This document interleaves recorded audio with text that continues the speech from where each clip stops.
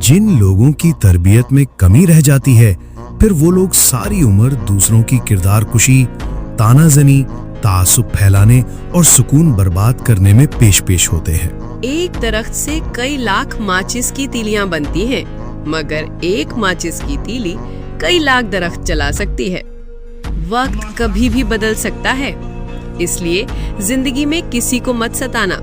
शायद आप ताकतवर हो, मगर मत भूलो वक्त आपसे ज्यादा ताकतवर है। जब सांप जिंदा हो तो वो चूंटियां खाता है, और जब सांप मर जाए तो चूंटियां उसे खाती हैं। वक्त कभी भी बदल सकता है। कोयले को अगर आप 1000 बार भी धोएं, फिर भी वो काला ही रहेगा।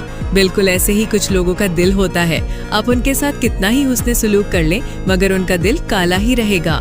तन्हा हार जाओ, लेकिन सहारों के आदी न बनो।